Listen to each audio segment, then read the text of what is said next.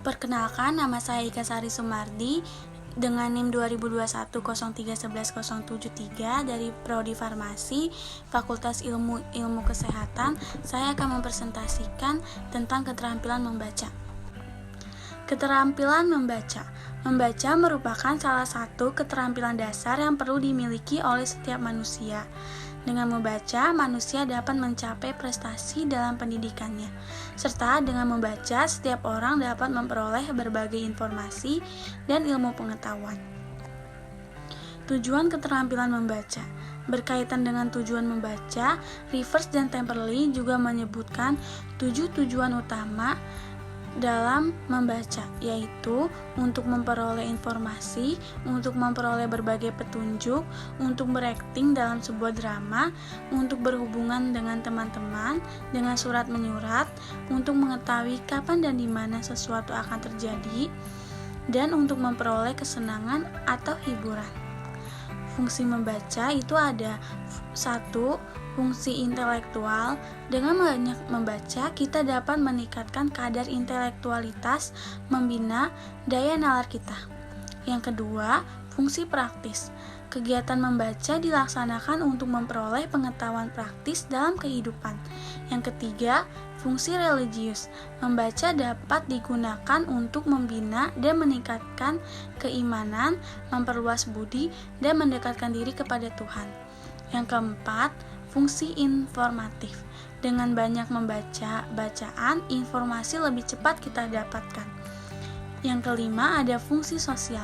Kegiatan membaca mempunyai fungsi sosial yang tinggi manakala dilaksanakan secara lisan atau nyaring.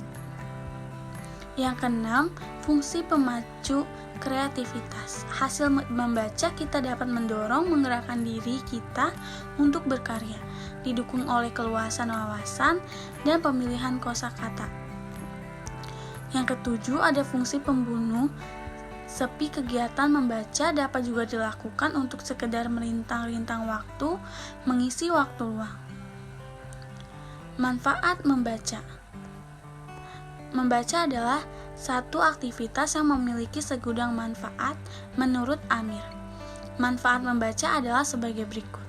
Yang pertama, melatih kemampuan berpikir, meningkatkan pemahaman, menambah wawasan dan ilmu pengetahuan, mengasah kemampuan menulis, mendukung kemampuan berbicara di depan umum, meningkatkan konsentrasi, menjauhkan risiko penyakit Alzheimer, dan sarana refleksi dan pengembangan diri. Jenis-jenis membaca, yaitu ada membaca nyaring. Membaca nyaring atau membaca bersuara adalah suatu kegiatan membaca yang merupakan alat bagi pembaca bersama orang lain untuk menangkap isi yang berupa informasi bagi pengarang. Membaca ekstensif. Membaca ekstensif merupakan proses membaca yang dilakukan secara luas, dalam arti bahan dan waktu yang digunakan cepat dan singkat. Tujuan membaca ekstensif yaitu sekedar memahami isi yang penting dari bahan bacaan dengan waktu yang singkat dan cepat. Membaca intensif. Membaca intensif merupakan kegiatan membaca bacaan secara teliti dan seksama dengan tujuan memahami secara rinci. Membaca intensif juga merupakan salah satu upaya untuk menumbuhkan dan mengasah kemampuan membaca secara kritis. Faktor-faktor yang mempengaruhi kemampuan membaca, itu ada banyak faktor yang mempengaruhi kemampuan membaca. Menurut Lamb dan Arnold dalam Faridah Rahim adalah yang pertama, faktor fisiologis. Faktor fisiologis mencakup kesehatan fisik, pertimbangan neurologis, dan jenis kelamin. Ada faktor inteligensi. Inteligensi didefinisikan oleh Haynes sebagai suatu kegiatan berpikir yang terdiri dari pemahaman yang esensial tentang situasi yang diberikan dan meresponsnya secara tepat. Yang ketiga ada faktor lingkungan. Faktor lingkungan juga mempengaruhi kemampuan baca siswa. Ada faktor psikologis. Faktor lain yang juga mempengaruhi kemampuan membaca anak adalah faktor psikologis.